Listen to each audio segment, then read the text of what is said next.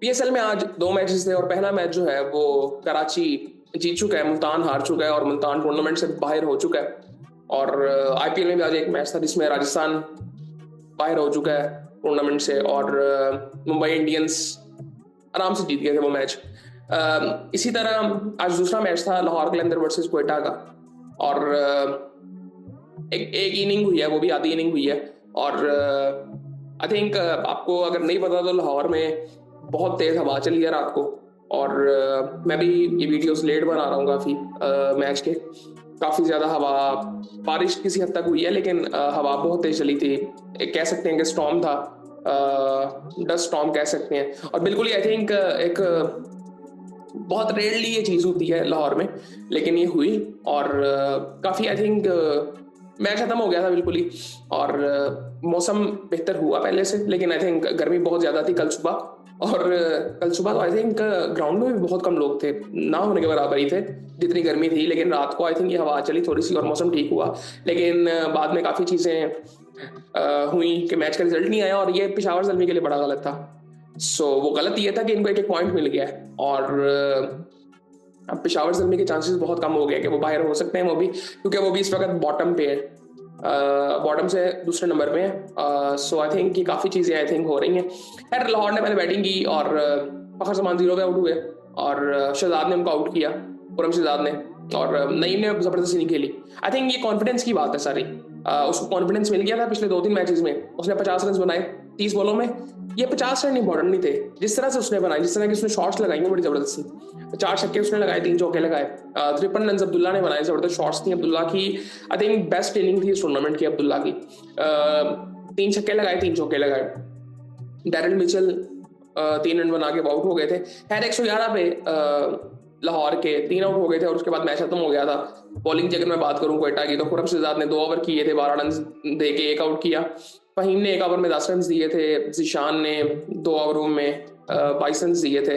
अबरार ने तकरीबन ढाई ओवर उसने किए, 23 रन देके 2 आउट कर दिए थे। मोहम्मद वसीम ने 2 ओवर में 22 रन देके कोई आउट नहीं किया था। सऊद शकील ने 2 ओवर किए, 20 रन दिए। सो ये सूरत हाल थी, और अभी बस यहाँ पे मैच खत्म हो गया था। सो अब यहाँ पे ना काफ़ी ऐसी चीज़ें हैं कि अगर हम देखें तो टेबल को अगर थोड़ा सा यहाँ पे देखें ना,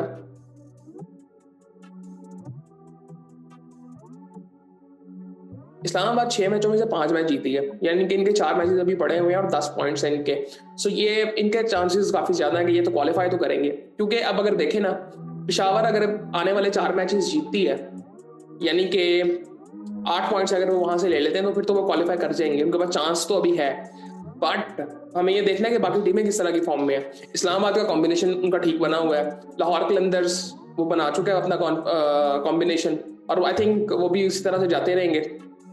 क्वेटा की टीम हमें पता अच्छी थी और उन्होंने अपना कॉम्बिनेशन बना लिया आई थिंक, और स्पेशली उनकी बॉलिंग जितनी स्ट्रांग है। कराची का भी इसी तरह से ही है, कराची का भी कॉम्बिनेशन बनता जा रहा है, उनको थोड़ा सा देखना है मुझे। मैं पहले भी ये बात कर चुका हूँ कि केन विलियमसन अगर आते हैं तो कहाँ खेलते, मैं पहले ये बात कर चुका हूँ, क्योंकि जब मोहम्मद नबी ने परफॉर्म कर दिया था ना, तो उसके बाद केन विलियमसन के चांसेस बहुत कम हो गए थे। इसी तरह काफी गोरे क्वेटा में भी बैठे हुए हैं। सो आई थिंक मेरे ख्याल से मे भी उनको अगर 1-2 मैचेस में चांस दे दिया जाए, लेकिन आई थिंक अगर उनको देखा जाए, मोहम्मद नबी को आई थिंक खिलाना पड़ेगा इनको, जिस तरह की वो बॉलिंग करते हैं। और आई थिंक यार पिचेस कितनी डिफरेंट है, ये मुझे कल पिच बड़ा किस तरह की लग रही थी। कल अगर दिन में आप देखें ना, और दिन में कदाफी स्टेडियम और ज्यादा खूबसूरत लग रहा था, और अगर आप पिच देखें, मुझे लग रहा था कि जिस तरह से ना साउथ अफ्रीका की कोई पिच है, लेकिन ड्राई बहुत ज्यादा थी। इसी तरह ऑस्ट्रेलिया से भी मैच हो रही थी। कहा जाता है कि ऑस्ट्रेलिया की मिट्टी यहाँ पे लाके कुछ डाली गई है, पता नहीं अब ये देखें ना, ये चीजें कंफर्म हमें करनी पड़ेंगी। जिस तरह अब मैं पहले बात कर चुका हूँ कि रिजवान ने एक अपनी मतलब एक क्या कहते हैं स्पीच में कहा था जी अपने खिलाड़ियों से, हमें यहाँ की पिचेस का पता है, इन पिचेस का तो किसी को भी नहीं पता। ये वाली पिचेस नहीं बनती थी पाकिस्तान में। सो ये बड़ी स्पाइसी विकेट्स है कि जहां पे ना बैट्समैन को हेल्प तो है, बट बॉलर्स को भी हेल्प मिल रही है। ये साउथ अफ्रीका ऑस्ट्रेलिया टाइप की पिचेस है, लेकिन ड्राई है थोड़ी सी। साउथ अफ्रीका से काफी सिमिलर मैं कह सकता हूँ, लेकिन साउथ अफ्रीका में भी बारिशें होती हैं मेरे ख्याल से, सो वो इतनी ड्राई होती नहीं है। सो आई थिंक बड़ा जबरदस्त एक अच्छा साइन है। बट आई थिंक क्या टाइमिंग गलत तो नहीं थी, क्योंकि पीएसएल चल रहा था, लोगों को ये चीज नहीं चाहिए। सो ओवरऑल आई थिंक देखें अगर समझदारी से बैटिंग की जाए तो हो सकता है, लेकिन आई थिंक मैं वही कहूंगा कि हम एक्सपोज भी कई तरह से हुए हैं कि आप यहाँ पे देखें जो सक्सेसफुल टीमें नहीं रही वो कौन सी हैं, रिजवान की है, माइंडसेट का एक मसला उनका है एज अ कैप्टन भी, और वो जिस तरह से सोचते हैं अब टीम के बारे में। और हम कुछ अर्सा पहले तक बात कर रहे थे कि he is the best captain in Pakistan जो कि अवेलेबल है। मेरे ख्याल से अब तो कोई नहीं कहेगा। बाबर के बारे में भी सेम बात हो रही थी और वहां पे भी आई थिंक ये इशू नजर आता है, लेकिन उनकी टीम काफी बेहतर है, बट उनकी परफॉर्मेंसेज अभी तक आई नहीं है और उनके चांसेस लग रहे हैं कि वो शायद क्वालिफाई भी ना करें। सो आई थिंक ये काफी चीजें हो रही हैं। और बाकी अगर इस वक्त इस्लामाबाद जो है वो टॉप पे है, 6 में से 5 जीता हुआ है। मेरे ख्याल से इस्लामाबाद तो करेगा क्वालिफाई। लाहौर की अगर बात करें 8 में से 4 मैचेस जीते हुए हैं, 9 उनके पॉइंट्स हैं। सो लाहौर के 8 मैचेस हो गए हैं। अब लाहौर का आई थिंक एक मैच पड़ा हुआ है। सो लाहौर का एक मैच जो पड़ा है वो पेशावर के साथ है, पता नहीं किसके साथ है। सो खैर अब लाहौर देखते हैं क्या करता है। उसके बाद क्वेटा, मुझे लगता है क्वेटा क्वालिफाई करेगा।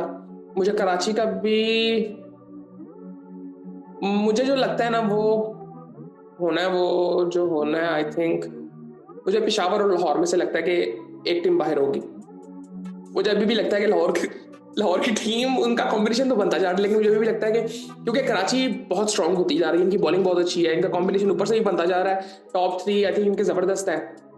नबी साथ आ जाता है, इरफान आ जाता है। उसके बाद इस्लामाबाद सेटल्ड है, क्वेटा भी सेटल होती जा रही है, लाहौर भी सेटल है, लेकिन ना मुझे थोड़ा सा लगता है क्योंकि इनके 8 मैचेस हो गए हैं, इनके 2 मैचेस रहते हैं। सो अब लाहौर के जो आने वाले मैचेस अगर हम देखें,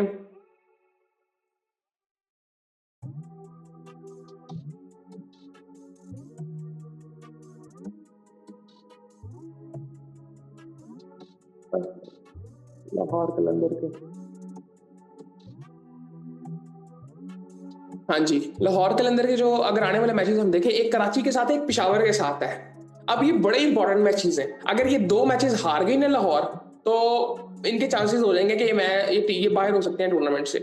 सो ये बड़े इंटरेस्टिंग मैच है। और ये जो मैच है ये है इनका कब है, 24वां मैच है इनका, है कब,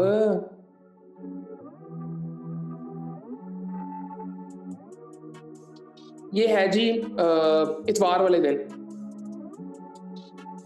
4 मई को, यानी कि आज से 2 दिन बाद इतवार को मैच है ये वाला। और फिर 9 मई को पेशावर के साथ इनका मैच है। सो आई थिंक वो रावलपिंडी में है। तो आई थिंक ये बड़ा जबरदस्त होने लगी हैं ये चीजें, लेकिन फंसेगा सब कुछ। अभी कोई इतना आसान नहीं है कहना, लेकिन इंटरेस्टिंग हो गई हैं चीजें। पेशावर को भी काफी चीजें देखनी है, बाबर को अब सीरियसली कुछ देखना पड़ेगा। पेशावर ने तो परफॉर्म ही नहीं किया, मुल्तान का भी सेम ही हाल है, ना बाबर की परफॉर्मेंसेज आई है, ना उस तरह से साइम ने कुछ परफॉर्म किया है। पाकिस्तानी को नजर ही नहीं आता जो परफॉर्म कर रहा है उस तरह से। सो ये सूरत हाल है। खैर इस पे इतनी लंबी अब क्या बात करें, आई थिंक ये चीजें चलती रहेंगी, बाकी फिर आपसे बाद में बात होती है।